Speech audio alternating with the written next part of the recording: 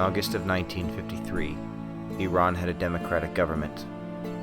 Its parliament and prime minister, the popular Mohammad Mossadegh, had nationalized the oil industry to control the country's chief asset.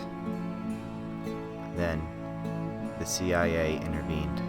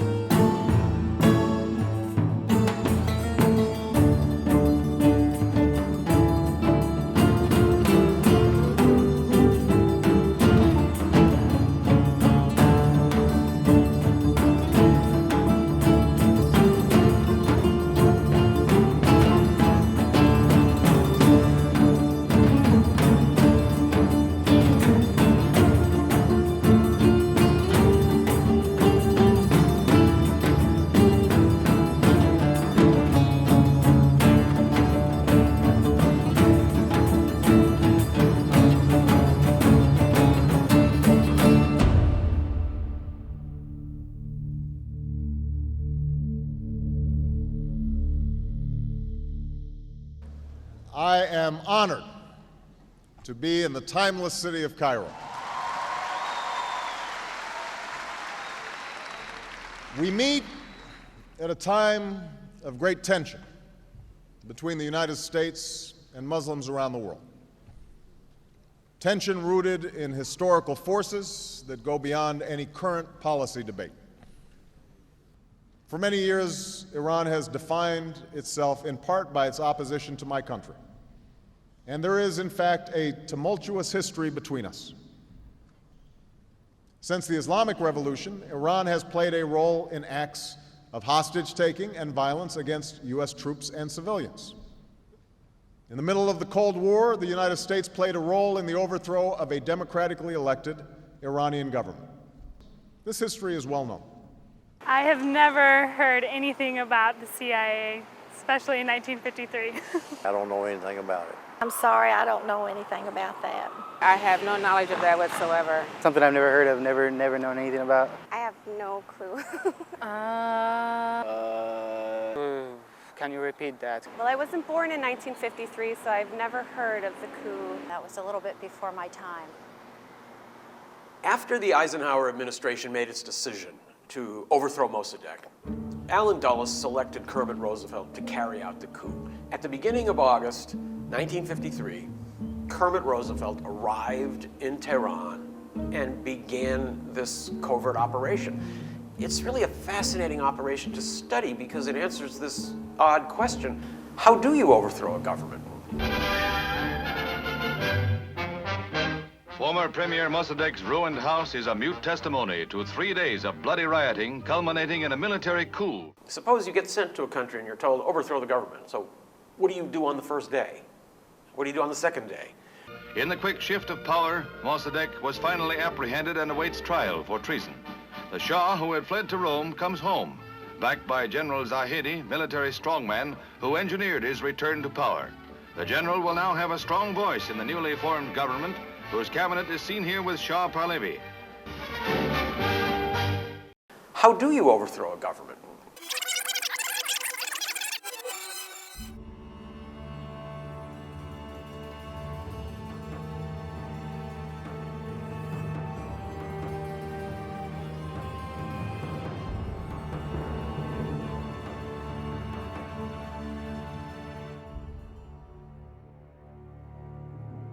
Many countries in the Middle East are what you might call fake countries or invented countries.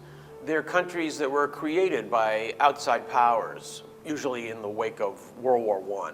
And I think there's a temptation for people that aren't familiar with the region to see Iran in that category, but that's not true. Actually, the opposite is true. Iran, formerly known as Persia, is one of the world's oldest civilizations. At a time when Europeans were still living in caves and wearing animal skins, people in Persia were conducting experiments in astronomy and learning about mathematics and writing beautiful poetry. So this is a civilization that has a great deal of sense of its history, a sense of self-confidence, a sense of identity, and a sense of being rooted in the long course of world history. This is not a country that just arrived and is trying to figure out who or what it is. In 1908, the British discovered oil in Iran. Geologists soon learned that Iran sits on an ocean of oil.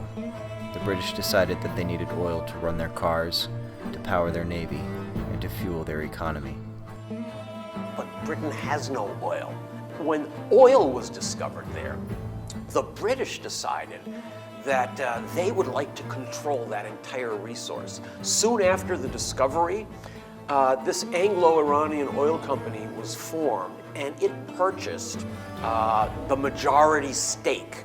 And then the oil company arranged a concession with Iran. The entire stock of Iranian oil was the property of this British company, and all the rights to exploit oil in Iran belonged to this company. Oil, of course, became very profitable from the 1920s onwards, and the way the division was abysmal. For instance, Iran was getting sometimes 16% of the profits, and the profits were defined in such a way that it actually shortchanged Iran. Books were not open to the public, even to the Iranian government. In 1951, Mohammad Mossadegh was chosen Prime Minister of Iran. Mossadegh was a tireless social reformer, fiercely nationalistic, and incorruptible. No account of the 20th century is complete without a chapter on him. Mohammad Mossadegh was an outstanding politician, political figure in Iran for a long, long time. He had relatives who were part of the previous dynasty, the Qajar dynasty, and he was a prominent figure for a number of decades in Iran. Before he became prime minister in 1951, he was a vocal opponent of British control over Iran's oil industry and generally Britain's control over Iran as a country. We have to remember this is at a time when there's a wave of nationalism going through Iran. There's been a long struggle against the British since the late 1800s. And there was a feeling in the country that it was time for Iran to really be independent. As Iran's vast petroleum reserves aroused nationalists following seizure by the Iranian government of the British-operated refineries and distribution facilities. Demonstrations at the huge oil port of Abadan culminate in the tearing down of signs over company offices and the raising of the Iranian flag over the installations. And here comes Mossadegh, a very well-respected person, a lawyer who managed to get himself in this very powerful position in the country. Mossadegh was a fascinating figure. He must be one of the towering figures in the 20th century history of the developing world. Bear in mind that when he emerged, there had never been a figure from a poor country who had risen up in such a visible way to challenge the masters of the universe. Nobody from a poor country had ever stood up and said, "We own this resource. It belongs to us. It doesn't matter what companies you've imposed on us or what agreements you've imposed on us. All of that was unjust. We have this resource and we are miserably poor. We need the money from this resource, and we insist on having it." Mossadegh is very much interested in national sovereignty. But there's something more than that. He's not just a national leader. He was very sincerely committed to the notion of liberal democracy. Time magazine made Mohammad Mossadegh its Man of the Year for 1951. They chose him over Douglas MacArthur, Harry Truman, Winston Churchill, and a number of other towering world figures, and they were right. He was the most important person in the world at that time. And he did what a lot of Iranians strongly agreed with, was to make sure that Iran would keep the revenues of its own oil, at least a big portion of it, whereas in the past it didn't keep any of it. So people in Iran began challenging Anglo-Iranian Oil Company and saying, you've got to change your contract with us and give us 50%. And you keep 50%, not keep 90% or more, whatever it was. No one ever knew, since Iranians were never allowed to audit the books. The Anglo-Iranian Oil Company refused. They would not concede an inch. They were quite pig-headed. I think they were still maybe caught in the colonial mentality of the past and thought that the idea that some poor country could try to pressure them or dictate terms to them was unthinkable. The important thing is who actually controls oil production. Because if you control oil production, then you can decide whether you're going to increase it or lower it. And that then determines, of course, price. What Mossadegh was doing was threatening that, because by nationalizing, he was saying AIOC is not going to be in charge of production. Iran will be in charge. We can decide how much to produce, who to sell it to, and that could influence the market. So that's where it became the threat. The ability of a foreign company to control oil in the Middle East was also important, not just for the British, but also in the Americans' eyes. They didn't want other countries in the Middle East to begin thinking that all you have to do is make trouble, and foreign companies are going to have to make concessions to you. The pretense was that they were willing to compromise. But the Brits, from the right beginning, they didn't want to give up control. They started spending some money on, parks, swimming pools and stuff. So by 51, they were saying the Iranians should be grateful to us because we built you swimming pools and stuff. Well, of course, a swimming pool might cost the oil company £2,000. What's that when, profits are like £50 million a year or something? They were treating them kind of like the way we treated black Americans in pre-Civil War South, or even post-Civil War South, when we put them in economic slavery instead of real slavery, and persisted even more adamantly in their desire to rape, pillage, and plunder Iran. The Persians had every reason to dislike the way that AIOC was treating them. The British didn't really know how to deal with a situation like this. It was a new era for them, but they were still thinking in an older era. One of their first impulses was, well, we're going to send an army and we'll just invade Iran. Harry Truman in Washington got wind of this and he went crazy. You got this situation where Harry Truman, I think, says, I'm not having any of this. This is imperialism. This is colonialism. We fought a damn war. Winston Churchill, when you come back to the helm of government, you can go to hell. President Truman was increasingly concerned about the intensity of this argument between Iran and Britain. At one point, he sent a leading figure in the United States, Averell Harriman, who had been famous as governor of New York and had held a number of international positions, to Iran with instructions to negotiate with Mossadegh and see if he could get Mossadegh to make some kind of a compromise with the British. I want to express to you my appreciation for your willingness to undertake this trip to Iran. It's a very important job that you have undertaken, and one which I think you can handle with satisfaction and success. Mr. Harriman undertakes a series of conferences with Prime Minister Mossadegh. Out of these conferences, hope emerges that the crisis that threatens world peace may now be averted.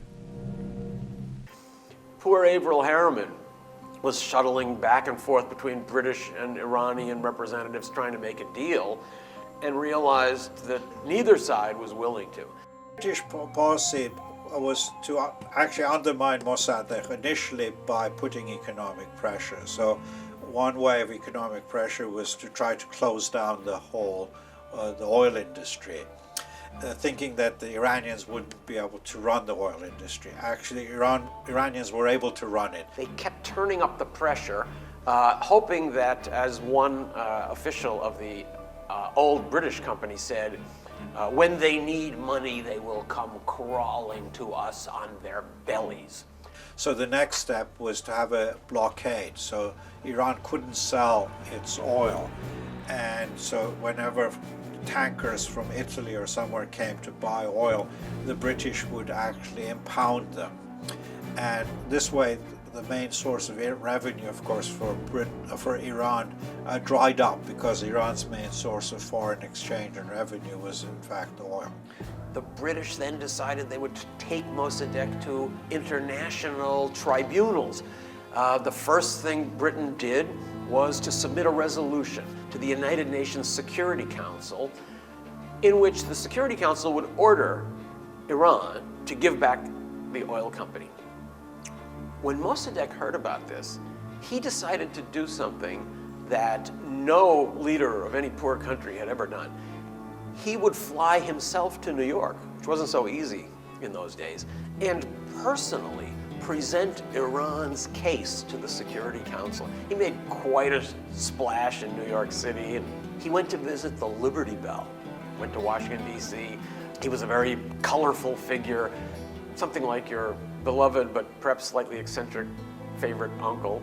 His speech at the Security Council was very potent. It was the first time that most people at the UN and most people in the world had ever heard the leader of a poor country explain a clash like this from the perspective of the poor country. We'd always been hearing it from the other perspective.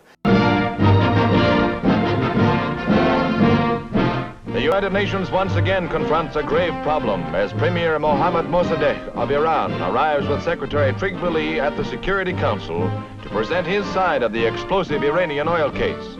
The ailing statesman electrifies the Council as he denies the right of the United Nations to intervene in what he calls a purely internal matter. He accuses Britain of intimidation by a display of armed might after the nationalization of the oil industry. Sir Gladwin Jebb, Britain's representative, is an attentive listener to his arguments, as is America's Warren Austin. The issue could be peace or war. After that debate, the Security Council did something that it had never done in the brief history of the UN, which was to refuse to pass a resolution that had been sponsored by one of the leading members of the Security Council, Britain. So the UN refused to order Mossadegh to give back the oil company. Then the British decided, we're going to take Mossadegh to the World Court in The Hague. Mossadegh himself flew to The Hague. Hearings before the International Court at The Hague failed to solve the difference, as Premier Mossadegh, with his parliament behind him, firmly pursued his nationalist course. The same thing happened. He had a great impact not just on public opinion, but on the judges there. And those judges also refused to order him to give back the oil company. So the British were running out of options. From their point of view, Iran had stolen something that belonged to Britain. It seemed like an open and shut case. We had a contract with them. They gave us the right to all their oil. Now they want it back. But this is a contract. It cannot be violated. They signed it. The United Nations did not accept this argument. The World Court did not accept this argument. This was quite a shock for the British. The British tried to oust Mossadegh by bribing members of parliament. When Mossadegh got wind of the plot, he promptly kicked the Brits out of the country. After the British embassy in Tehran was closed, the British were more or less out of options. They had tried everything from blockading ports to appeals to international bodies, threats, embargoes, everything. Now they didn't even have anyone in Iran. So they turned to the Americans. Churchill asked President Truman, can you do us this favor? Can you overthrow this madman who has taken away our oil company? Harry Truman, I think, was violently opposed on principle to supporting the coup. And Britain worked hard to get Harry Truman to support the coup. And Truman said no. The CIA had never overthrown a government up to that time, and it was Truman's firm belief that it never should. That seemed like the end of the line for Britain. Then, in November of 1952, a surge of excitement charged through the British Foreign Service. In Washington, a new president had been elected, Dwight D. Eisenhower. I for president, you like Ike, I like Ike, everybody likes Ike for president. Hang out the banner and be back to Washington. We got to get where we are going. Travel day and night for President. Adelaide, go the other way. We'll all go with I. President. You like Ike, I like Ike. Everybody likes Ike for President. Hang out the banner, beat the drum. We'll take Ike to Washington. We'll take Ike to Washington. Now is the time for all good Americans to come to the aid of their country. There was a fundamental disagreement between Truman and Eisenhower on the question of whether Mossadegh was the problem or the solution. Truman and his Secretary of State, Dean Acheson, had for some time been working fairly closely with Mossadegh. They had a fundamental sympathy towards Iran and its efforts to get itself out from under the influence of Great Britain. They became convinced that negotiations with Mossadegh were the way to go. Eisenhower and his group, on the other hand, although they didn't reach this conclusion right away, were much more disposed towards finding some other solution. The British approached the incoming Republican administration about overthrowing Mossadegh. John Foster Dulles, the new Secretary of State, had long railed against the dangers of communism. For much of his career, he had served as a top lawyer for large multinational corporations. His brother Alan became the new director of the CIA. It was the first and only time that siblings controlled both overt and covert sides of American foreign policy. It wasn't hard for the British to talk the brothers into overthrowing Mossadegh. The Dulles brothers then sold the new president on the idea of a coup by playing the communist card. There's only one person in the whole Eisenhower administration who ever raises this question of Mossadegh's true beliefs, and that person was President Eisenhower himself. There was a meeting of the National Security Council at which Eisenhower said something like, "I'm glad we're overthrowing this communist Mossadegh, but I actually wasn't aware that he really was a communist." And Dulles had a great answer. Dulles said, well, it's true that Mossadegh is not a communist. However, Mossadegh is an elderly man. He could die. He could be overthrown. That would produce instability in Iran. There is a communist party in Iran. Iran is on the border with the Soviet Union. Therefore, circumstances could unfold in a way that might leave Iran open to communism. And then the straw that breaks the camel's back is the Soviets are coming. Where have we heard this before? The Soviets are coming, the Soviets are coming. When Eisenhower heard that, he said, okay, you've convinced me. And Eisenhower approves it and it goes ahead. And there's one other thing operating here. Eisenhower has this incredible aversion for war, not so counterintuitive if you think about it for a moment. He doesn't want to see a nuclear war in particular. And so he develops this penchant for clandestine operations because compared to war, they're cheap.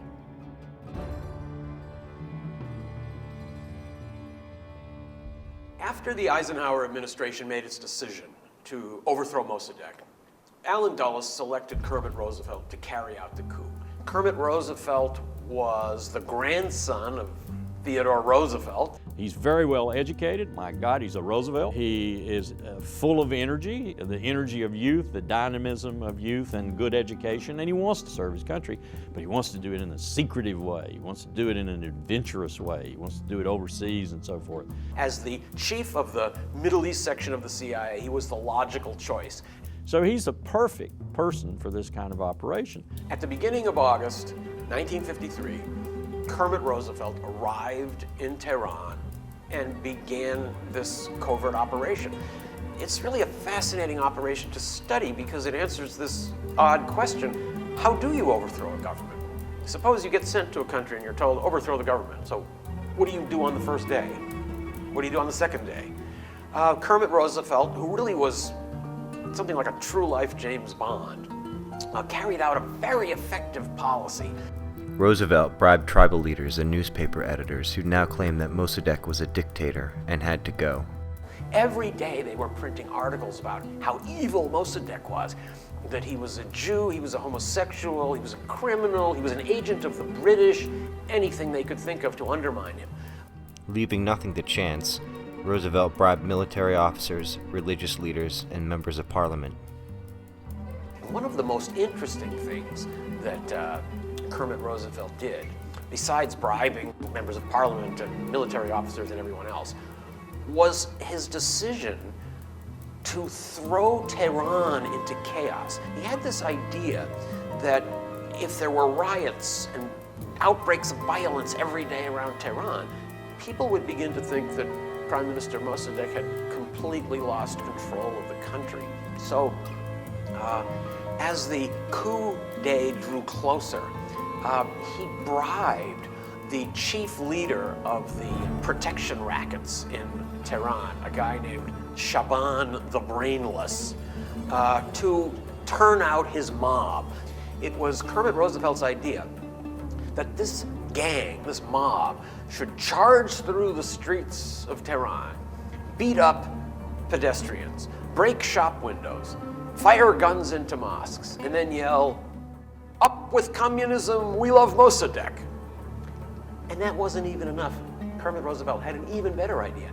He hired another mob to attack that mob. That created a huge outbreak of street violence. The first idea that Kermit Roosevelt had was to bring the Shah into the plot.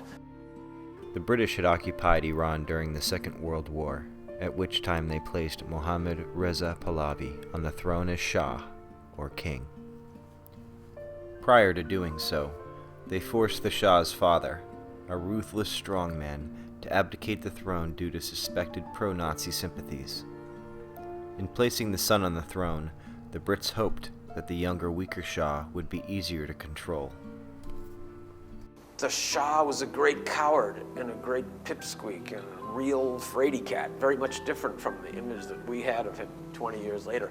He was terrified of becoming involved in this operation because he feared, perhaps quite rightly, that if it went wrong, he'd be finished. He'd be chased all out of the country. This was really dicey up to the last minute. The Shah even didn't think this was going to work. They had to fly his sister in, for example, who was hated and didn't even want to go, to try and convince him to do it. It took a great deal of persuasion and a lot of pressure by Kermit Roosevelt and a number of people that he brought in to persuade the Shah to join the plot. I'm just a quiet man, searching for peace and a little bit of fun. I am not an adventurer, can't take the chances of one. Mohammed Reza Pahlavi, your friendly anti-County. I am not too sloppy. Mohammed Reza Pahlavi.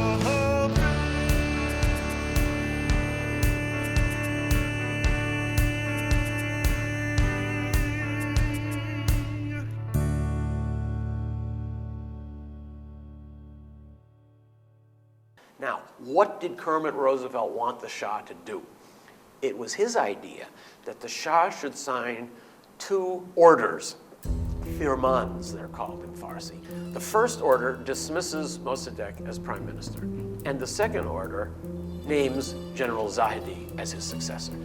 So late one night, around midnight, one of the generals, or a colonel at that time, loyal to the Shah, arrived with a few soldiers at Mossadegh's house, bangs on the door, and when the door is open, says, "I have 2 orders from the Shah." Now, everyone, including the Shah and Kermit Roosevelt, understood what Mossadegh's reaction to these orders would be. He would say, "These are illegal. I reject these orders. You have no right to name a new prime minister or to fire a prime minister without Parliament's approval." And when he did that, they would arrest him. That was the plan. That simple plan failed because Mossadegh actually got wind of the plan. So when the Shah's troops came to Mossadegh's home to arrest him, Mossadegh had actually more troops there waiting for them. So they arrested the Shah's colonel. The next morning, Radio Tehran broadcast the news that a British plot, that's what the Iranians naively thought it was, had been crushed. When the Shah heard this, he fled the country immediately and went to Baghdad and then on to Rome. The CIA cabled Roosevelt that the situation had become too dangerous and to leave Tehran at once. Kermit Roosevelt, however, thought to himself, wait, I can still do this. I have many assets I haven't used yet. I can still get this done. And showing the resourcefulness for which he became famous, he decided to stay on in Tehran and try 4 days later to stage another coup. For the next several days, Roosevelt played the role of puppeteer. Throwing Tehran deeper into chaos, he had one gang take to the streets, followed by another. After Mullah's march to denounce Mossadegh, he had the military storm the streets. They never had any idea that there was such a person as Kermit Roosevelt, that he was operating in the basement of the US Embassy. When two Iranian agents working for the CIA got cold feet, Roosevelt made them an offer they couldn't refuse. Kermit Roosevelt produced a valise with $50,000 in cash. He told them, if you agree to continue helping me, I'll give you this $50,000. And by the way, if you don't, I'm going to kill you. Considering that option, they changed their mind and decided to help.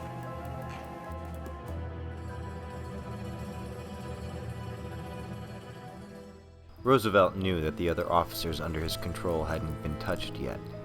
He had Lloyd Henderson, the U.S. ambassador, deliver a message to Mossadegh, establish law and order, and clear the streets of demonstrators, or the U.S. would cease to recognize him as Prime Minister. Henderson falsely claimed that American lives were at risk. Mossadegh fell for the trap and effectively disarmed himself. He ordered his supporters off the streets and established martial law, which allowed the coup plotters to gain access to needed fuel and weapons. The military officers in on the plot then rolled their tanks into Tehran, not to clear the streets of demonstrators, but to arrest Mossadegh. At Mossadegh's residence, there was a final firefight. Mossadegh's men with their 3 tanks were no match for the 36 tanks that besieged the residence, which was soon destroyed. Finally, late at night, the firing stopped, the people inside fled. Mossadegh jumped over a back wall and disappeared. The house was looted. They brought out whatever they could find, and some of Mossadegh's personal furnishings were actually for sale on the street. His refrigerator was sold to somebody for about $35. And it was time to deliver the coup de grace. That was the naming of Zahedi. To head up the coup, the CIA had chosen Fazlollah Zahedi, who had a reputation for ruthlessness. General Zahedi had spent World War II in a British internment camp due to his connections to Nazi agents. Now, General Zahedi was in the custody, essentially, of Kermit Roosevelt. Roosevelt had stashed him at a safe house near the American embassy. So he arrived there to tell him, everything's worked out, it's all set, you're going to be the prime minister.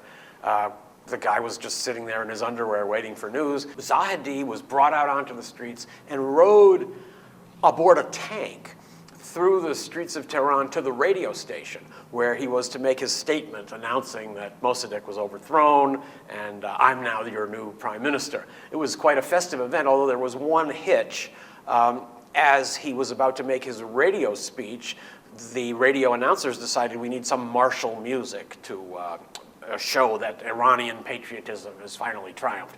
So he went running off, according to this account, to the embassy library, pulled the first record album that he could find off the shelf, and immediately put this record on the turntable, and the very first song that came out was the Star Spangled Banner. So this was another kind of wink of history, maybe, since it actually was the Americans who were coming to power. That was quickly changed. Iranian music was put on. Zahedi made his speech, announced that the evil Mossadegh was gone, and I will now take over and restore Iran's greatness. The Shah was sitting at lunch in a hotel in Rome, probably thinking to himself what he was going to do now. He had already told people he would have to look for work because he wasn't going to be able to go back to Iran. Suddenly, some news reporters burst in and handed him the news, and they said, "You're back. The coup, there was another coup, it succeeded. You're back on, you're going to be the king." He was in complete shock, and for some time couldn't speak at all. Finally, his first words were, "I knew it. They love me. Back at the U.S. Embassy, the champagne flowed as jubilation reigned. The message the Dulles brothers took away was that they had a whole new way to shape world events. After the coup, several hundred military officers were arrested, about 60 were executed. There was a purge of all officers who were deemed loyal to the democratic government and not loyal to Zahedi or the Shah. It was a way of cleansing the army and doing something that Mossadegh had refused to do, which is build an army loyal to the people in power at that moment. For his part in the coup, Zahedi was paid $5 million by the CIA. The oil industry was denationalized. An international consortium was formed with 40% of the shares now going to American companies. Profits were split with Iran on a 50-50 basis, but the British effectively retained overall control, and its oil company renamed itself British Petroleum.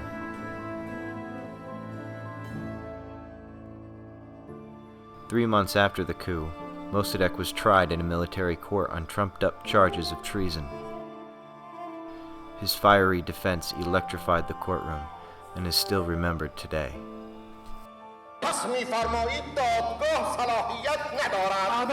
ابداً صلاحیت ندارد. بنده را آوردن اینجا برای چه؟ من که نظامی نبودم. من نخست وزیر بودم. حالا هم نخست وزیر قانونی هستم. به من گناهان زیادی نسبت دادن. اما خود من میدانم که یک گناه بیشتر ندارم و آن این است که تسلیم تمایلات خارجیان نشدم. مردم این مملکت میدانند که وضع من در بسیاری از جهات با وضع مارشال پتن فرانسوی بی‌شباهت نیست. اما همه نمیدانند که بین او و من یک فرق و تفاوت عیان و آشکار است. پتن به جرم همکاری با دشمن فرانسه به دست ملت فرانسه محاکمه شد و من به گناه مبارزه با دشمن ایران و به دست عمال بیگانگان محاکمه میشم. وظیفه ما این است که به آقایان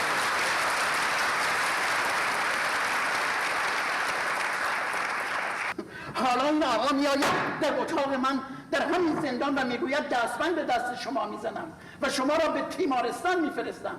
گفتم این دستهای من افتخار و حیثیتم این بود که این مرد به دستهای من دستبند بزند. ای آقا من برای مرگ حاضر شدم. او گفت من آدمی هستم که دکتر مصدق را آوردم دستگیر و زندانی کردم و او نمیداند که مرا سیاست خارجی به زندان آورده. حالا در اینجا نعره میکشد تا خود را به اجر و منزلت برساند. تو یک آلتی هستی که داری میرقصی. تخفیف دانسته و به 3 سال حبس مجرد محکوم میکند. حکم امشب دادگاه بر افتخارات من افزود. خیلی متشکرم. ملت ایران و دنیا معنای مشروطیت ایران را فهمید. پند مادرم دوباره در گوشم زنگ میزند. وزن اشخاص در جامعه به قدر شدائدی است که در راه مردم تحمل میکنه.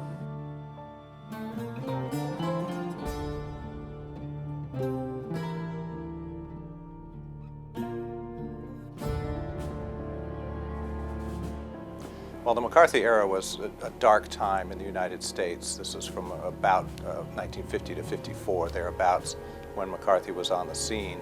And he both was created by and came to symbolize this period of absolute fear of communism, excessive fear, hysteria, as it's often called. I intend to go into those states and give the American people the cold, documented picture of the sellout in Korea, the extent to which communism has been directing our foreign policy, our suicidal foreign policy, if you please.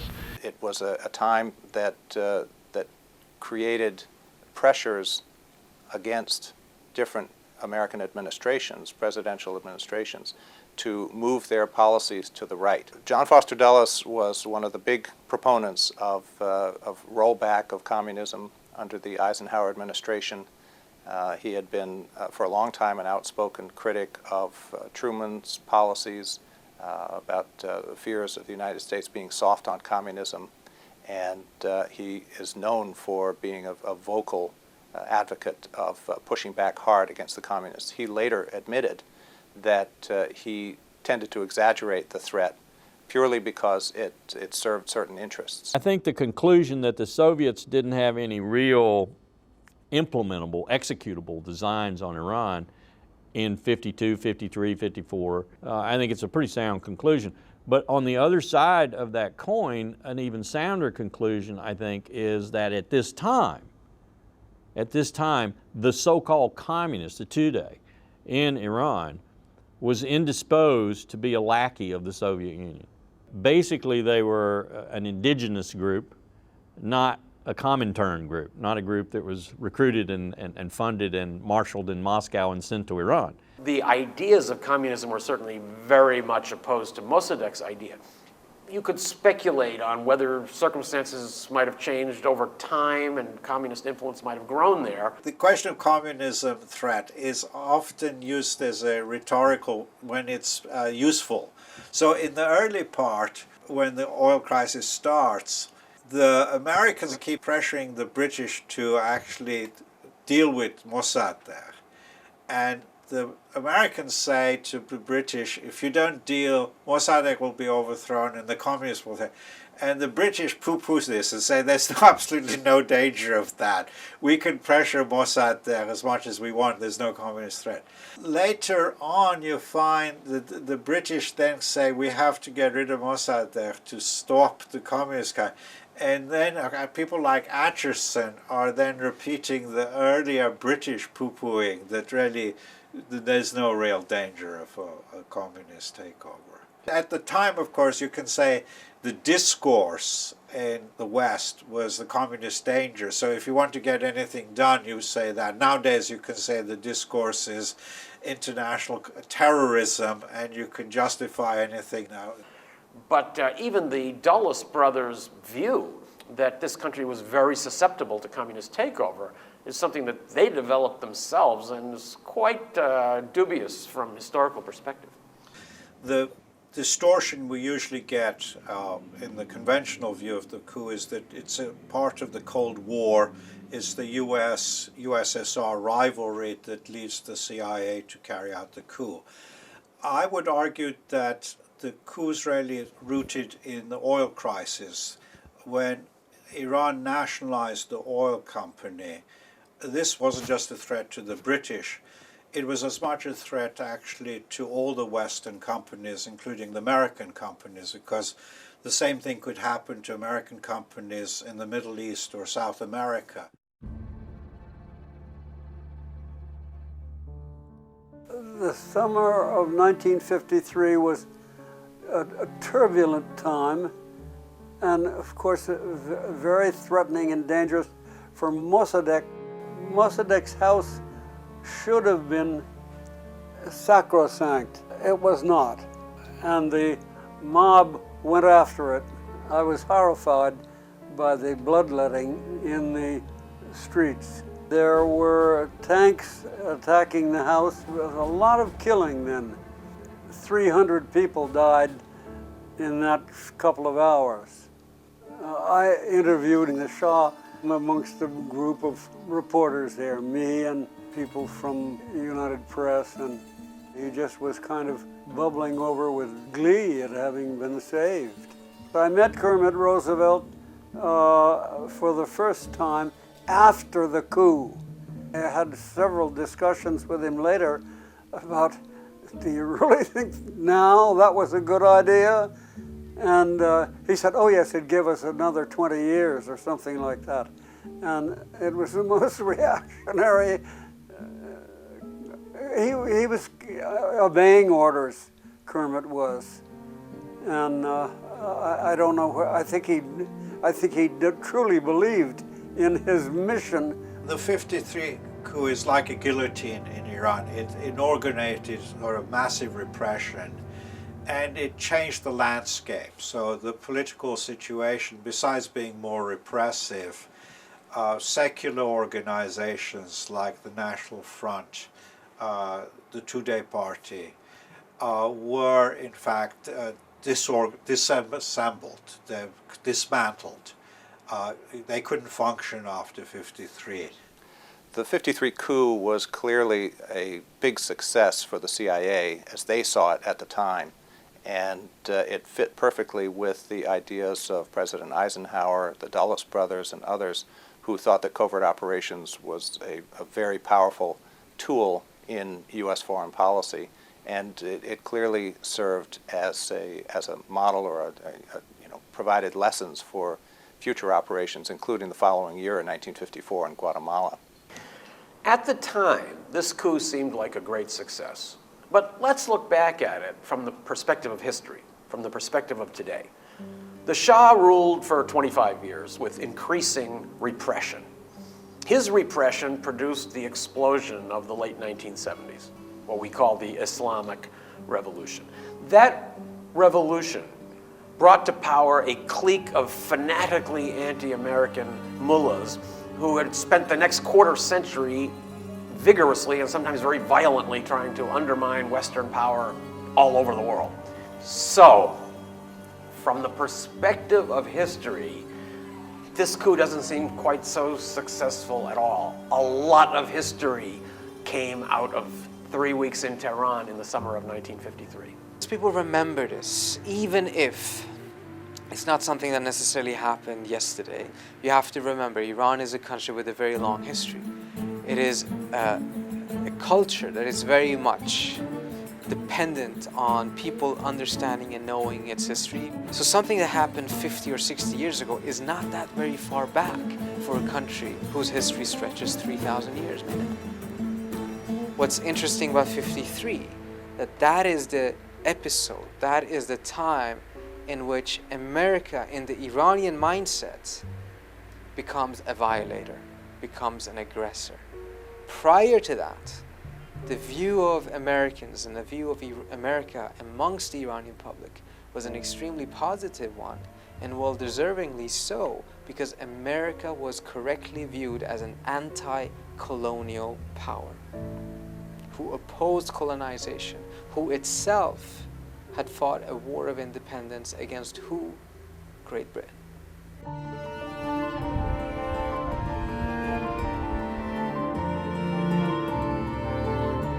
You know, we in the United States have short memories. People in the Middle East never forget. And I think there's some political truth to that. And the Iranian people, I believe, know all about it. But the average American doesn't have the vaguest idea that we interfered with an elected government. What bothers me so much is that the American people believe that we can do no harm, that we are willing to go to war, start a war, to promote democracy with force. At the same time, sometimes when there's a leader in a country that's been elected, even in recent years, elected leaders in the Middle East, we don't like them, we don't support them. But the CIA for many years has warned about blowback.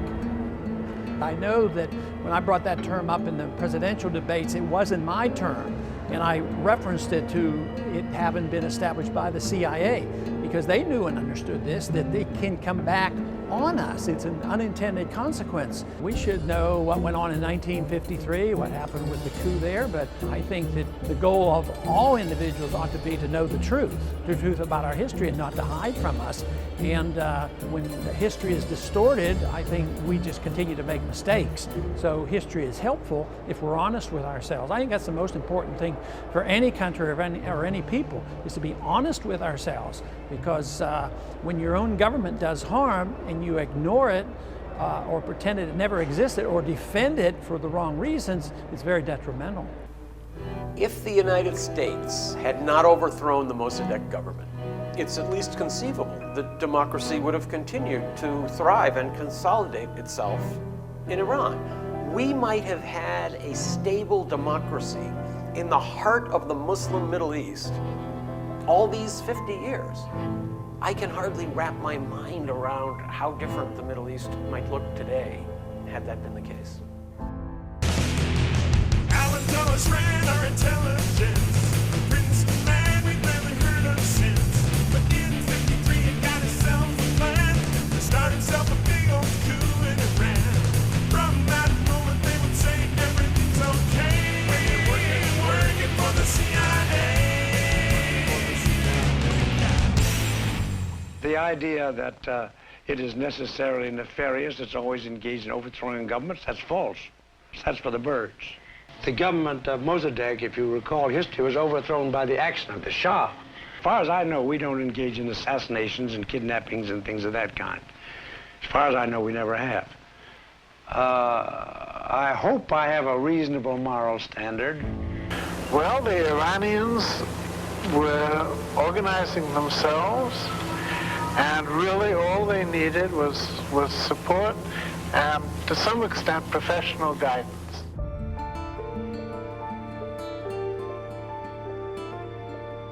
It was my feeling then, it remains my feeling, that the British understood the extent of paranoia in this country concerning communism. This was the day of Joe McCarthy, and that the British consciously played on that fear in order to help persuade us to involve ourselves in the coup.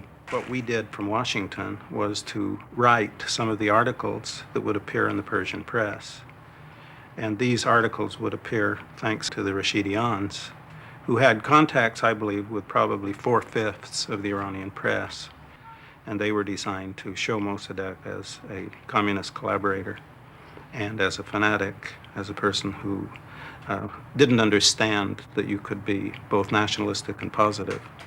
These two agents saw the opportunity and sent the people we had under our control into the streets and acted as if they were Tudeh. They were provocateurs, but we had more than just provocateurs. We had a lot of shock troops who actually acted as if they were Tudeh people throwing rocks at mosques, at priests. That mob that came into North Tehran and was decisive in the overthrow was a mercenary mob. It had no ideology. And that mob was paid for by American dollars. And the amount of money that was used it has to have been very large. The CIA prepared a report on how the coup had been carried out. It would serve as a guide for conducting coups in the future. But the report left out key details. But even if we saw the full report, there were certain things the author, Donald Wilbur, wouldn't have put in there because it wouldn't have been kosher to put those in. Things such as the CIA working very closely with the Iranian Nazi Party. That wouldn't have gone very well down in Washington. He also doesn't deal with actually questions of assassination, which I suspect the MI6 and the CIA were involved. So that's sort of sanitized out of the report. I think in the 53 coup, the CIA was much more involved in the actual mechanics of the coup than in other places like Guatemala or Indonesia and places. So there's much more very incriminating information, and that's why the CIA has been very reluctant to release the stuff. Well, I remember the start of the CIA from when I was in college. It had just been recently started, 1947, after the war. The main purpose, of course, was so there would never be another Pearl Harbor, when there were little snippets of information around and nobody to, in these days we would say, connect the dots. There was no one central place where all this information came together. And so Harry Truman was hell-bent and determined that would never happen again. There'd be one central place which would be possessed of all the information available on a given country or situation. He was equally determined to have one place where he could go and say, look, Mr. Director, I want to know what you and those 2 universities worth of specialists out there in the woods in Virginia, I want to know what you really think. I don't care what the State Department's saying or the Pentagon. The Pentagon is telling me that the Russians are 10 feet tall. I know they're not 10 feet tall. They may not be 5'9" like you're saying, but I want to know what you think, okay? No, speak to me in truth. And man, it was clear that's what Truman intended. What we got instead was an apparatus that seemed to revel in covert operations, clandestine operations, spend billions of taxpayer dollars for those operations in total secrecy, and expend blood and treasure in those operations, oftentimes failing in total secrecy.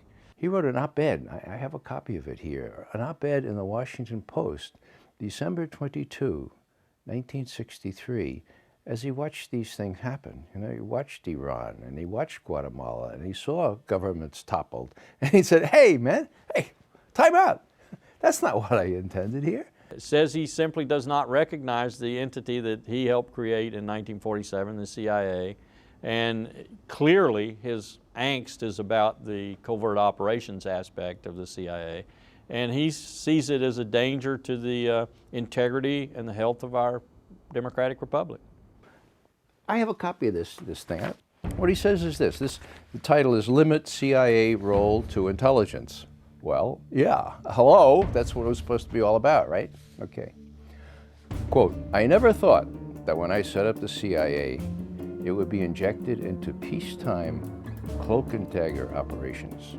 Now there are some searching questions that need to be answered. I therefore would like to see the CIA restored to its original assignment as the intelligence arm of the President, and that whatever else it can properly perform in that special field, and that its operational duties be terminated or properly used elsewhere. Well, you're right about a lot of things, Harry. You're dead right about that. Truman ended his stinging rebuke of the CIA by writing that the agency is casting a shadow over our historic position, and I feel that we need to correct it. Of course, the Brits came over, asked our help. Allen Dulles said, yeah, this would be great covert action, authorized by the President. And so they went in and they overthrew Mossadegh. They threw him out, okay? Now, that's where history begins, recent history for Iranians. And Americans don't have any idea that there is this very legitimate grievance. And what came in? The Shah. What he did was bring in the most brutal secret police, bunch of torturers, second to none, even the German Gestapo, okay? They were called Savak.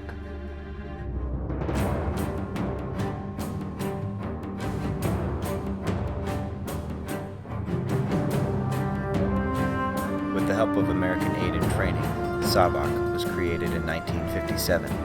Its name alone would come to strike fear in the hearts and minds of Iran's citizens.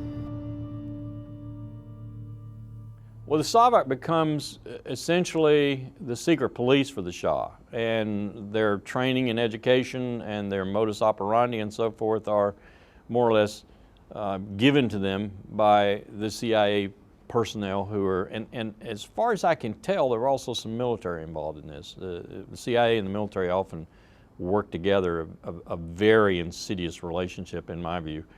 The 53 coup deprived the regime that ruled in Iran of legitimacy. And overwhelming majority of the people, even many of the people who were working for the regime, they perceived the regime as dependent on the United States, as fundamentally born of a sinful act. What Savak becomes for the Shah, as secret police do in so many of these more autocratic societies, particularly when they're becoming more and more autocratic as the Shah's was, is it takes care of all of his opposition. It either arrests them and spirits them away to sites unknown for purposes unknown, never to be contacted again, buries them in the desert or whatever, but it becomes the Shah's way of dealing with dissidents and dealing with it in a very draconian, harsh way. And of course, this just breeds more and more discontent amongst the populace in Iran and makes him look more and more like the tyrant rather than the beloved leader that he always wanted to be seen as. Under the Shah, it was unimaginable that anybody would say anything critical within the political order against anybody, absolutely not. So it was a combination of not that Savak was all-pervasive, all-powerful, but the psychological parameters of the Savak and the political order had created a situation that we were all conscious and fearful of Savak. So the aura was created that the Savak is everywhere, and it contributed to the terrorization and internalization of that terror in the society at large. And I made so many trips to Savak's office, answering questions, and just sometimes they take you in and you sit there for 5 hours and nobody comes out to sit. And there are a number of other people sitting in the room. You're too fearful to say a word because you don't know who they are.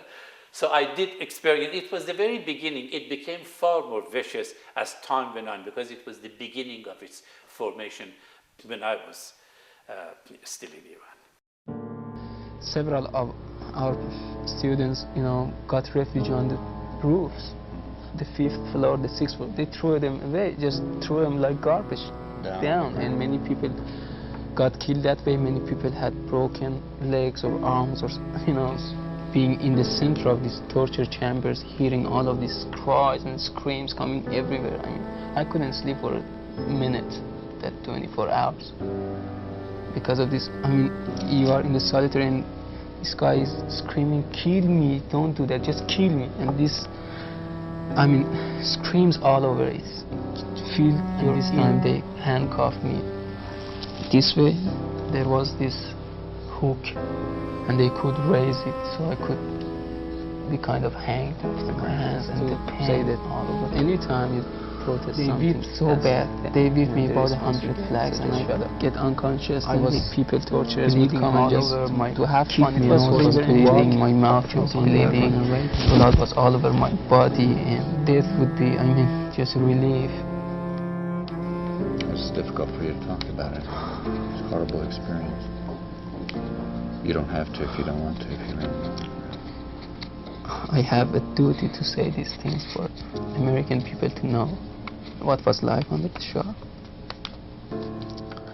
The main reason that the Savak and the Shah was sent packing was because every other family in Iran knew somebody or had one member of their family tortured. That's what torture brings you, okay?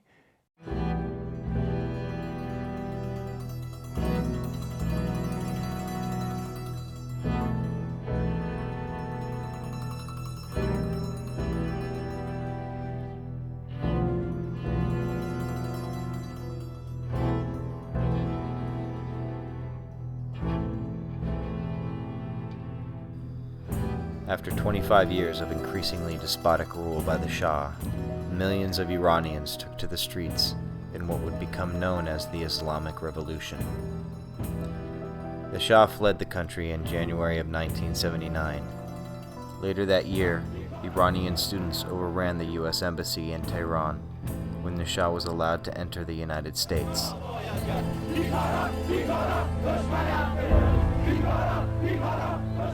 The man who called me was a man by the name of Frank Radis, who was on the desk that Sunday. And he told me that a number of student demonstrators had broken into the U.S. Embassy and apparently had taken some American diplomats hostage. And he wanted me to come into the State Department. I was then senior diplomatic correspondent for ABC. To do a piece on it for that evening's news. And it was Sunday, and I didn't want to come in, and I told him I didn't think this thing would last more than an hour or two. As I said, look, this thing's going to die. I mean, it's not going to last. But regrettably, every single day in Iran was a convulsive day. Ultimately, the hostages were held for 444 days. They appointed me as ambassador to the UN in order to facilitate this agreement. The group of us were throwing out names for this new program. And Dick Wald said, you know, in racing, horse racing, there is something called the morning line. Since this program's going on at 11:30 at night, why don't we call it the night line? And I said, that's the dumbest thing I've ever heard. I mean, that's a really stupid title for a program. I left Tehran with the hope that I'm coming to the United States, going to the Security Council, doing everything we could to expedite the release of hostages. I met Jimmy Carter at the White House. And he joked that the two people who had benefited most from the hostage taking were first the Ayatollah Khomeini and second me. I didn't want to be the ambassador of a country that had taken hostages. I accepted the position in order to resolve the hostage crisis. And when I came to realize that the hostage crisis is not going to be resolved, there was absolutely no reason for me to state it would have been absurd, because I thought the act was criminal and illegal and inhuman in every sense of the word. Certainly in the initial months of America Held Hostage, I think the title was hysterical. Later turned out to be more accurate than it was at the outset. Nightline and many other television programs and journalists, they were shocked by the immorality and illegality of the act, which was understandable.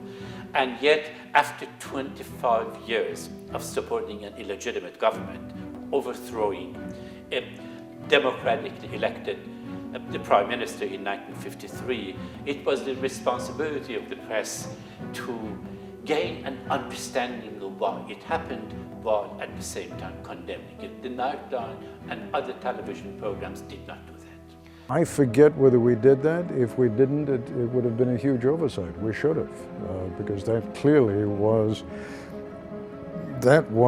and is to this day, you know, I mean, 50, whatever it is now, 56 years later, that continues to be a very sore point with the Iranian people.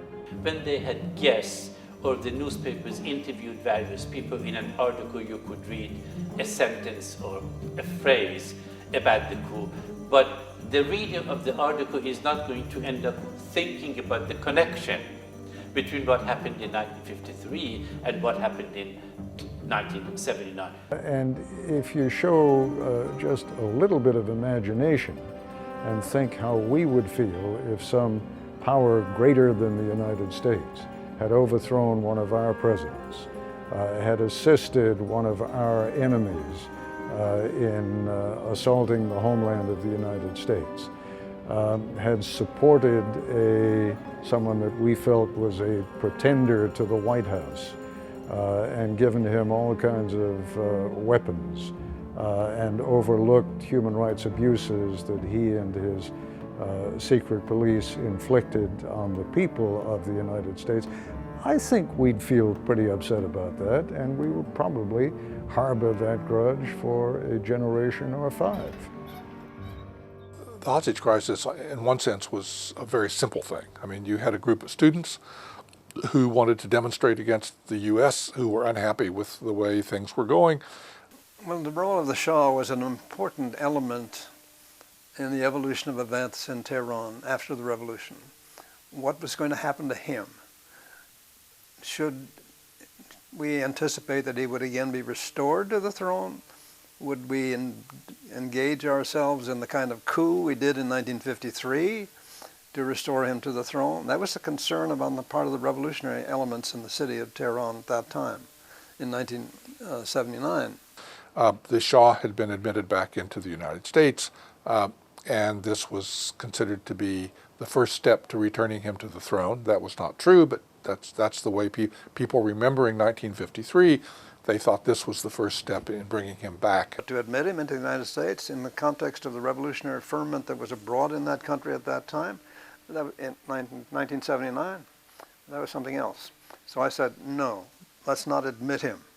Jimmy Carter was extremely reluctant to do this. In fact, he was the very last one of all of his advisors to finally agree to do this. And in that final meeting that he had, where he looked around the room and everybody in the room was telling him, yes, you've got to let him in, he's dying, you can't reject his, you can't tell him that he can't have medical treatment and so forth. And he looked around the room at everyone and said, well, okay. He said, I hear what all of you are saying, but he said, I wonder what you're all going to say to me when they take our people hostage in Tehran. It was clear that this was a dangerous thing to do. He was admitted, and we paid for it.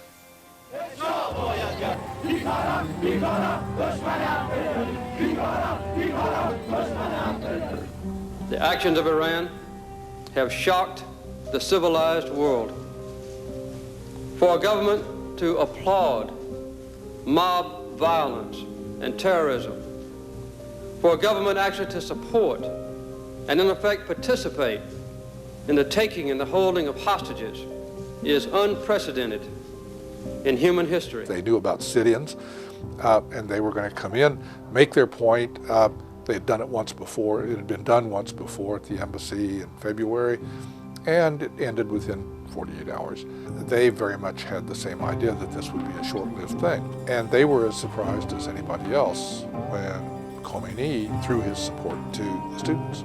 They didn't come prepared to stay for 444 days, and suddenly they found themselves not having a sit-in, but running a prison. Lousy. Treatment during captivity was lousy. Not in the sense that they beat me every day, but it was in violation of something very profound in the Iranians' own culture.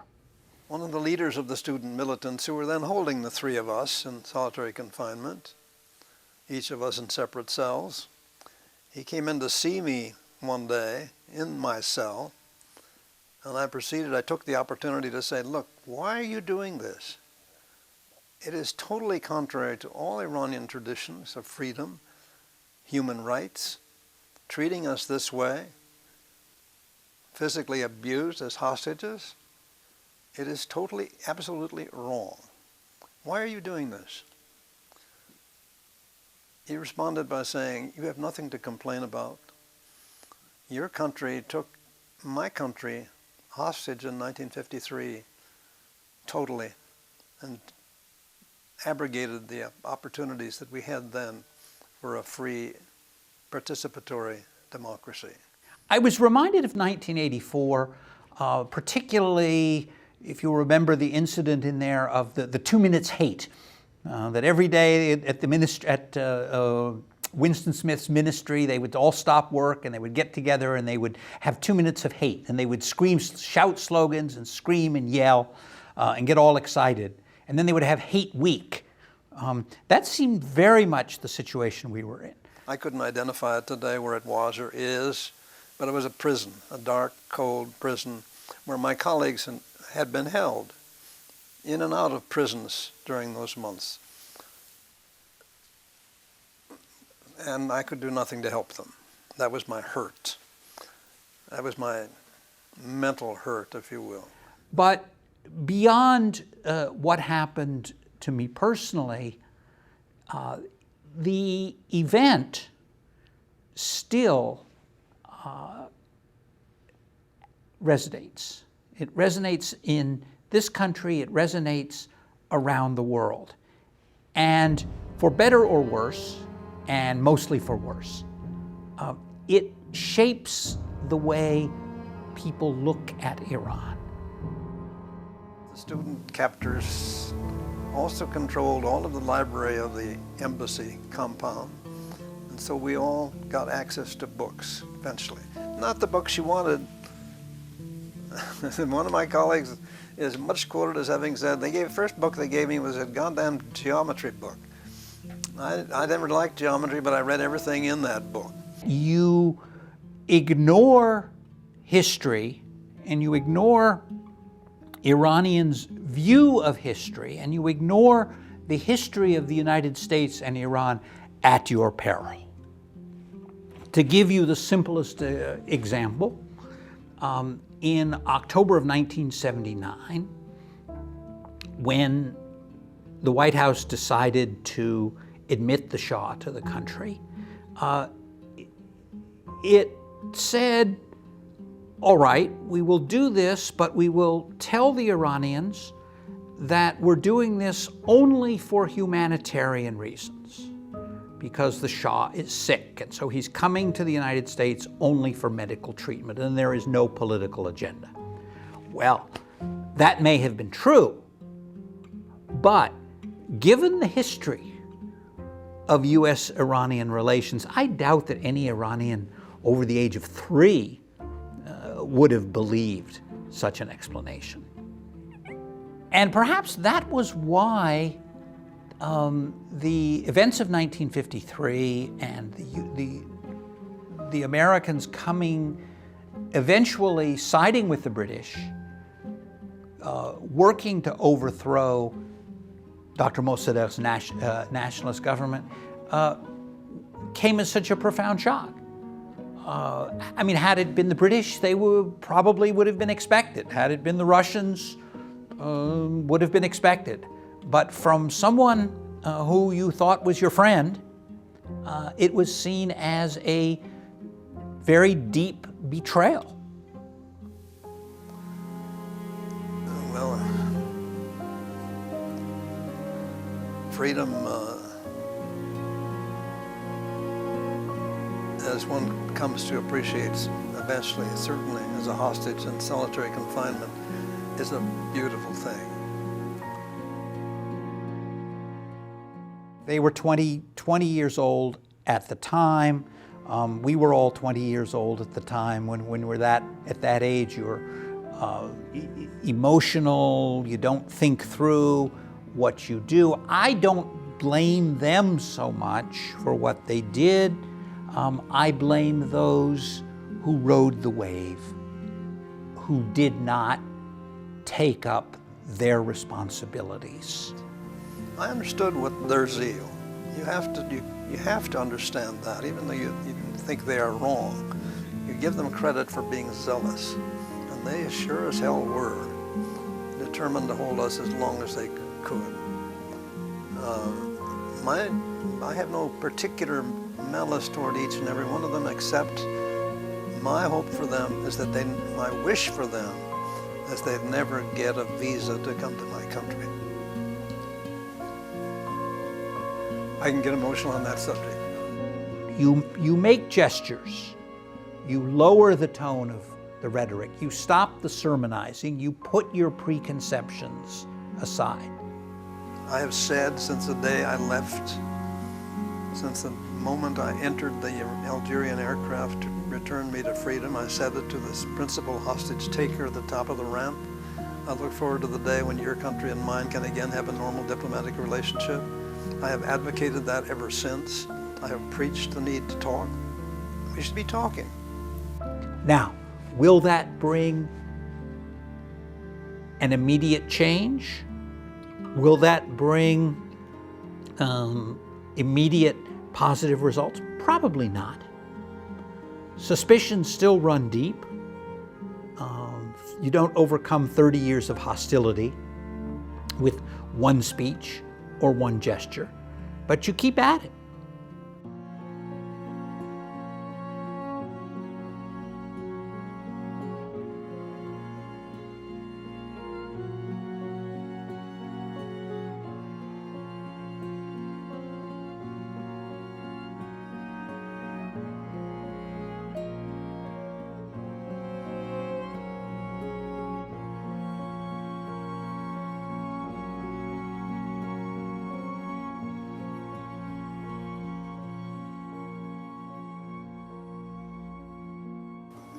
Khatami made a speech in January of '88 in which he basically went as far as any Iranian leader is ever likely to go in saying, that clearly we would never do that again, and those were different times, and so forth. He didn't come out and say, oh, we were completely wrong. He can't say that. I mean, Khomeini was behind it, supported it all the way, and he's the father of their country. It's like saying George Washington made a foolish mistake. You just don't say things like that. The problem with U.S.-Iran relations is not so much foreign policy, it's domestic policy. In the United States, Iran is a dirty word, and has been since the time of the hostage crisis. It's very hard to get politicians to say anything constructive about Iran and our relations with Iran. It's easier to dismiss them, to criticize them, or to suggest harder sanctions on them or punishment or what have you. In Iran, it's the same thing. The revolution was as much an anti-American revolution as it was an anti-Shah revolution. We're going to have to give up something, but Iran's going to have to give up something, and that's what negotiations are all about. In January of 2002, George Bush gave his second State of the Union address. He singled out Iran for special attention and thereby damaged chances for a better relationship. Here we've got, after all, an administration that finds in Afghanistan in late 2001, 2002, that the Iranians are very cooperative, that the Iranians are helping you, that the Iranians are helping you with everything from rounding up the Taliban, finding al-Qaeda who might have flown into Iran, working for the Bonn Conference, installing Karzai, that they are helping you as much as anybody else in the region, and you pay them back by giving a State of the Union address which calls them a member of the axis of evil, which is imponderable to them. They don't even know what that means, but they know it's bad. Iran aggressively pursues these weapons and exports terror. States like these and their terrorist allies constitute an axis of evil, arming to threaten the peace of the world. And so their payback for having cooperated in Afghanistan is to be called a member of the axis of evil. Imagine their befuddlement and imagine their anger. I'm the Iranian. It's funny because I tell them, my American friends, I go, yeah, I'm Iranian. They go, oh, so you're Arab. And I'm like, no, we're actually different. We're not Arab. But, I mean, we're similar. We're all getting shot at. That's one thing. But, but Iranians are actually, ethnically, we're actually, we're Aryan. We're white. We're white. So stop shooting. That's what I'm trying to. But a lot of times I would get into arguments with people around the time of the Iraq War because I was against the war. And a lot of times people would say, we got to do this, got to do that. And I'd always say, do you know the history? Let's go back a little bit and see how we got here in the first place. And I would always bring the 53 coup into the argument. The Iranians don't even say they're Iranian. Iranians say they're Persian. Iranian, we say we are Persian. It sounds nicer and friendlier. We even smile. When we say we're Persian, we smile. I am Persian. I am Persian. I am not dangerous. I am Persian. I am Persian, like the cat. Meow. I am the cat. Meow. I am Persian, like the rug. Hello. Rug, colorful, hand-woven. I had a friend who's conservative and we have these debates, and I go back and look that Iran had a democracy, and the US with England, they came in and they overthrew that democracy to implement a monarchy for the oil. So I go, you got to have a historical perspective before you get into these debates. People think just because I'm from the Middle East, I'm an expert on the Middle East. So I got a friend, anytime the gas prices go up, he'll always ask my opinion about it. He'll always corner me, hey Maz, in your opinion, what's going on with this gas thing? What's going to happen? What's going on? 50 words or less. Break it down, would you? You're my Middle Eastern friend. I'm like, dude, I don't work at OPEC. I don't know. I pay the same price as you. I don't have a discount pump at the gas station. I don't walk in like Hassan Hussein discount pump. Okay, my friend, fantastic. Yeah. Fuck America. Yeah. Okay. I joked about that. I said, that it was funny because the hijackers were Saudis and Egyptians, and somehow Iran ended up in the axis of evil. I remember watching that, and he was like, there's an axis of evil. I was like, yes, there is. And he goes, it's North Korea. I'm like, yeah. He goes, it's Iraq. I go, right on. He goes, it's Iran. I'm like, what the hell? What do we do? Okay, fine. We might have a nuclear program, but we're not admitting to it. We're like, maybe we have a nuclear program. Maybe we don't. Define nuclear. So yeah, I think that goes back to that whole, because Iran also calls America the Great Satan. It's kind of like 5-year-olds on a playground, just name calling. So it was unfortunate. It's not undiplomatic, let's put it that way.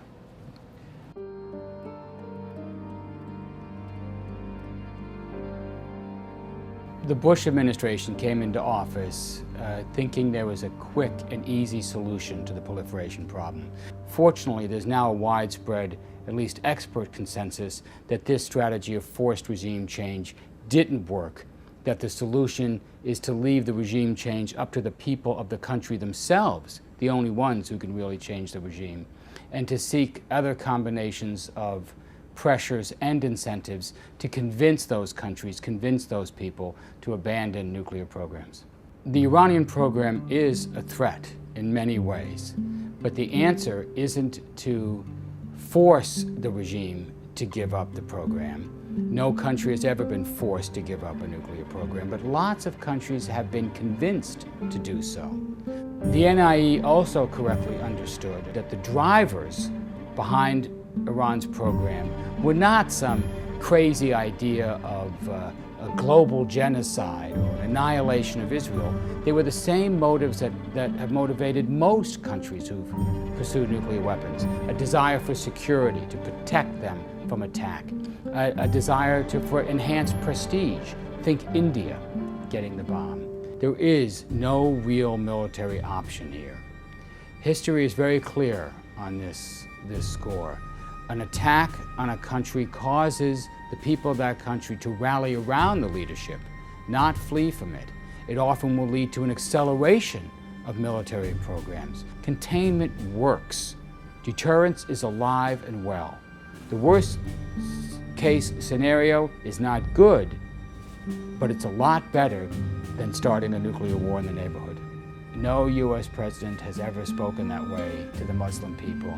And when he referenced the 1953 coup against the democratic leadership of Iran, he was doing so not as an apology, but just stating a truth. Everybody knows what the U.S. has done in that region. And when he coupled that with an explicit reference to colonialism, for many Muslims, this was unbelievable, that you heard a Western leader acknowledging this just as a fact that we have to deal with. And then let's move on. Let's have a new relationship, new structures based on our needs now, fully aware of the sins and omissions that both sides have committed in the years past. Iran's a country, it's a very youthful country. You know, vast majority of the country are less than 30 years old, born after the revolution actually, and very well educated. It's a majority Shia country, over 90% Shia, but it's also pretty ethnically diverse, and there are lots of minorities. There's Arabs, there's Kurds, there's Turks, there's Christians, Jews, Muslims, Sunnis, as well as Shia. So it's pretty ethnically diverse at the same time that it is overwhelmingly Shia. Yeah, every Iranian can talk about the 1953 CIA-backed coup against the democratically elected government of Prime Minister Mossadegh. And the reason every Iranian knows that history is because they're taught it. I mean, every school kid knows about it in the same way that we know that George Washington, fought the British. In the same way we know who Benjamin Franklin was. And the Iranians will know that there was a democratically elected government that was overthrown by the CIA. President Khatami expressed regret rather than an apology or feeling shameful about it. Certainly not proud of it. I don't think hardly anybody is proud of it, including the students who took over the embassy. Out beyond the ideas of wrongdoing and right doing, there's a field, I'll meet you there. And the reason I put that in the introduction was because I think it speaks very well to the idea of why I wrote the book in the first place, which is this complete misunderstanding between Iran and the United States. And accusations fly back and forth. You did this, you are doing this, you are doing that. You're wrong here, you're right here, I'm right here, you're wrong there. And none of that ever gets us anywhere. That's all rhetoric, and it's always accusations, like a fight, any fight, and we're in this conflict. But there's a place where if you go beyond those accusations, beyond those fights, beyond those issues that we have between us, there's a place where we could meet and discuss things. On June 12, 2009, Iranians went to the polls in large numbers. When the presidential election appeared stolen, they took to the streets in protest. The situation seemed to harken back to what happened to Iran's nascent democracy of the 1950s.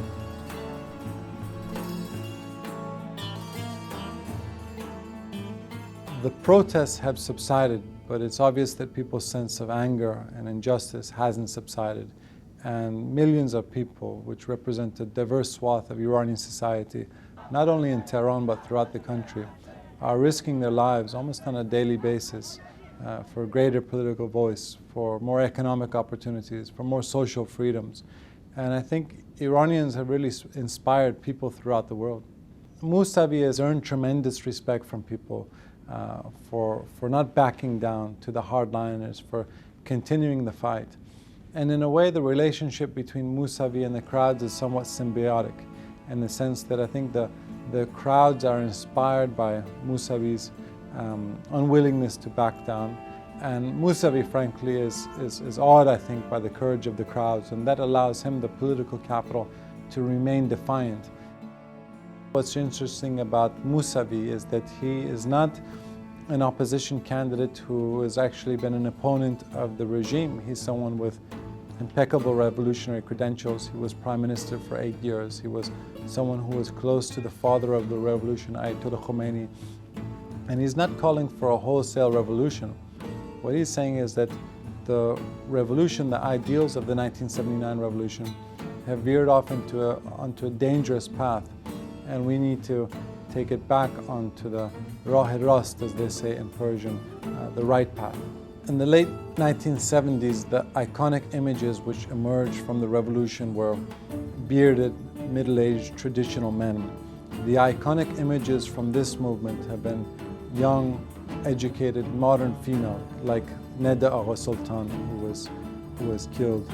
And women's role in these protests, I think, have been, quite frankly, awesome. Women have continued to go to the streets despite the regime's indiscriminate use of force. So I think any change which takes place in Iran, women will have played an incredibly important role in bringing about that change.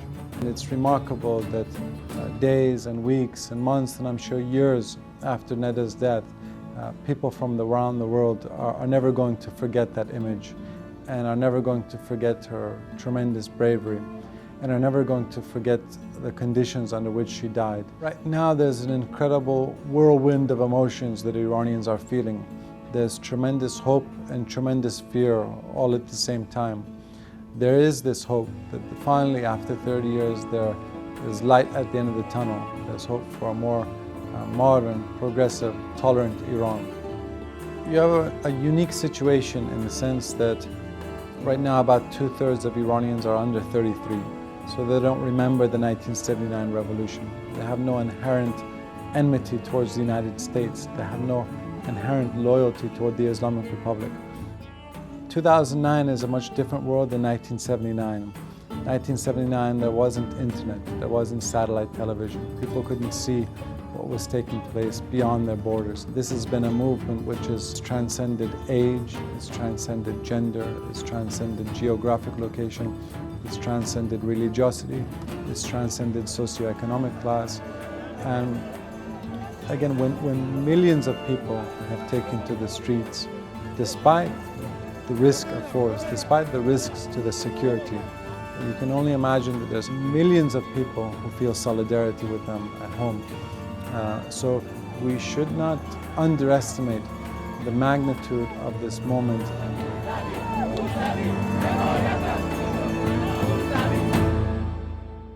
The problems are not that intractable. We have huge common interest here.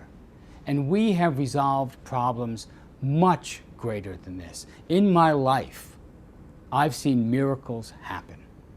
I've seen Germany unite, the Soviet Union collapse, the war in Vietnam end, get a united Vietnam that now embraces American tourism. I've seen Catholics and Protestants in Northern Ireland who swore never, never, never, and denounced each other as terrorists, shake hands and form a united government. I've seen a man walk out of a prison cell that held him for 28 years to become the majority leader of South Africa. Don't tell me that miracles can't happen. Don't tell me that any of these challenges are too big or too intractable, that we have to use military force to resolve them. I think that the US and Iran are destined to become partners once again. We have the power to make the world we seek, but only if we have the courage to make a new beginning, keeping in mind what has been written. The Holy Quran tells us, "O mankind, we have created you, male and a female, and we have made you into nations and tribes, so that you may know one another." The Talmud tells us the whole of the Torah is for the purpose of promoting peace. The Holy Bible tells us, "Blessed are the peacemakers, for they shall be called sons of God." The people of the world can live together in peace. We know that is God's vision. Now that must be our work here on earth. Thank you, and may God's peace be upon you. Thank you very much. I do believe that when democracy finally returns in its full form to Iran, Mohammad Mossadegh will be revered as a hero. You will see his picture once again on every banner, in every office, on every street corner. And he will be understood officially, as he is now understood privately, as the great hero of 20th century Iran. If I sit silently, I have sinned.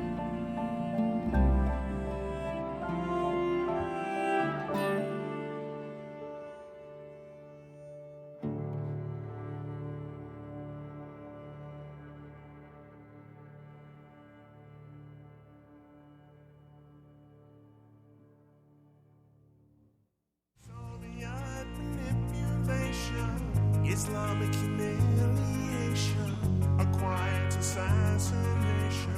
The crowds demand a change in the dreams of Persia.